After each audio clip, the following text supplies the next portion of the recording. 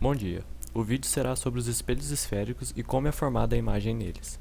Bom, os espelhos esféricos podem aumentar a imagem caso seja côncavo ou aumentar o campo de visão caso seja convexo.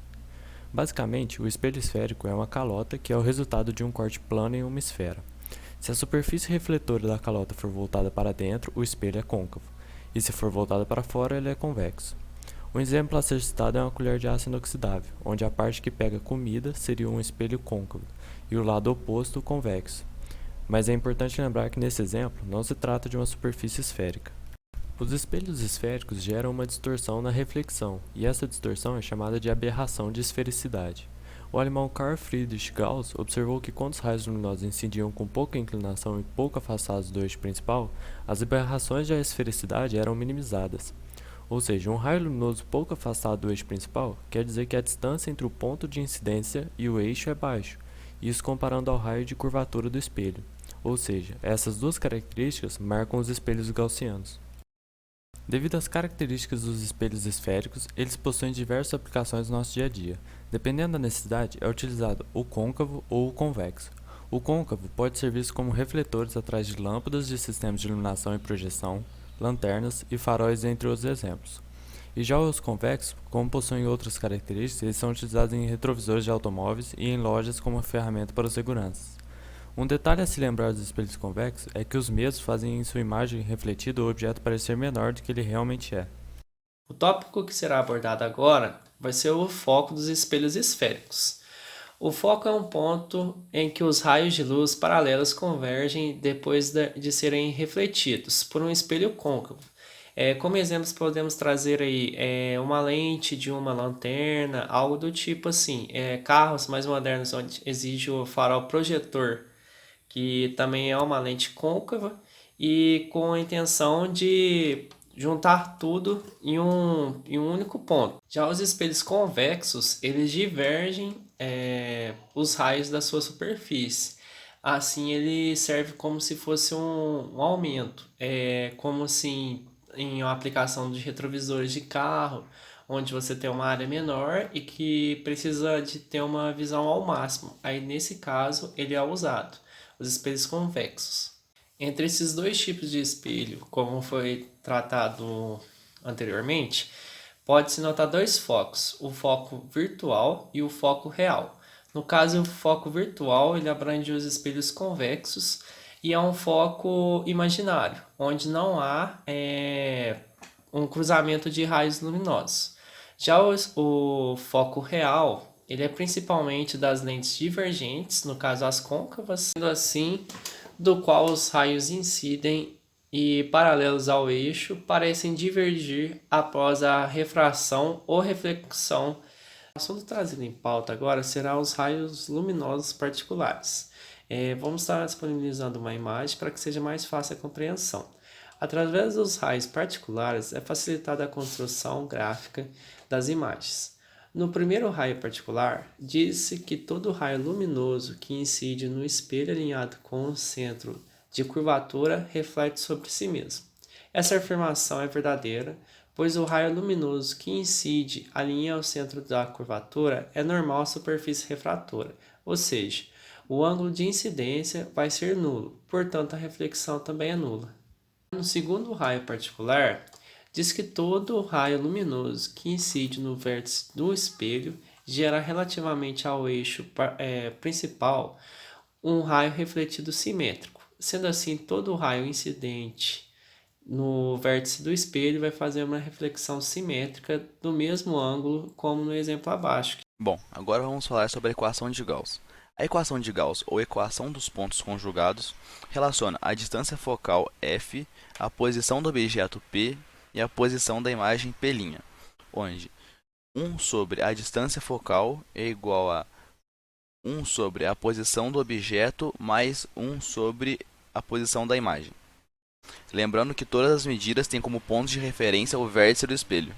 Agora vamos falar sobre o aumento linear transversal. O aumento linear transversal é dado pela razão entre o tamanho da imagem I e o tamanho do objeto O. Fazendo o estudo dessas variáveis, percebe-se que O sempre será maior do que zero, pois representa a altura do objeto em relação ao eixo principal. Já aí pode ser tanto positivo quanto negativo. O que irá definir é se a imagem é real ou virtual, onde a imagem real corresponde a um número negativo e a imagem virtual corresponde a um número positivo. Ainda falando do aumento linear transversal, temos outra fórmula que pode ser utilizada, que é o aumento linear é igual a menos a posição da imagem sobre a posição do objeto. Lembrando que a posição é a distância entre o objeto ou a imagem em relação ao vértice do espelho. João Laerte, interessado em estudar propriedades dos espelhos, montou o arranjo representado a seguir, em que aparece um espelho esférico côncavo gaussiano, de raio de curvatura de 50 cm, e um pequeno espelho plano perpendicular ao eixo principal do espelho esférico. Reduzindo a iluminação do ambiente, ele fez incidir no espelho côncavo um feixe luminoso cilíndrico de eixo coincidente com o eixo principal desse espelho. Os raios luminosos refletidos pelo espelho côncavo refletiram-se também no espelho plano e convergiram em um ponto do eixo principal distante 8 cm do espelho plano. A que distância d do vértice V do espelho côncavo, João Laerte posicionou o espelho plano. Com as informações que o exercício deu, a gente pode descobrir a distância focal do espelho côncavo. E a gente pode chamar essa distância focal de f. E a distância focal ela vai se dar pelo o raio da suposta esfera que seria retirado desse espelho côncavo, que é um raio de 50 centímetros, que o exercício deu pra gente, e dividir ele por 2, que seria a distância focal de 25 centímetros. A distância focal ela é a distância do vértice do espelho côncavo até o foco principal dele, que seria um objeto virtual em relação ao espelho plano. Então ele estaria atrás do espelho plano. E a imagem real a gente chama ela de f', mas ela é simétrica de f em relação à superfície plana. Então a distância dela para o espelho plano e a distância de f para o espelho plano são a mesma. Então a gente pode determinar essa distância d que o exercício pede como a distância focal, que é 25 centímetros, menos a distância do espelho plano até o ponto F. Tanto faz se é o ponto F ou F', que são simétricos em relação ao espelho plano, que é 8 centímetros. Então essa distância que a gente queria descobrir é de 17 centímetros. O segundo exercício ele diz o seguinte: um homem situado a 2 metros do vértice de um espelho esférico visa sua imagem direita e ampliada 3 vezes. Determine, letra A, a distância focal do espelho e letra B, sua natureza, côncavo ou convexo. Então para resolver a distância focal do espelho, a gente tem que o aumento linear transversal vale 3, porque no enunciado ele diz que a imagem foi ampliada 3 vezes. E a gente sabe que isso é positivo porque a imagem é direita. Então, com as informações que a gente tem, a gente pode descobrir primeiramente a distância do espelho até a imagem. A gente já tem a distância do espelho até o objeto, então a gente pode usar a fórmula do aumento linear transversal, que é igual à distância da imagem até o espelho sobre a distância do objeto até o espelho. Então, a gente, adotando o espelho como referencial, a gente vai usar a equação e vai ficar 3 é igual a menos P' sobre 2.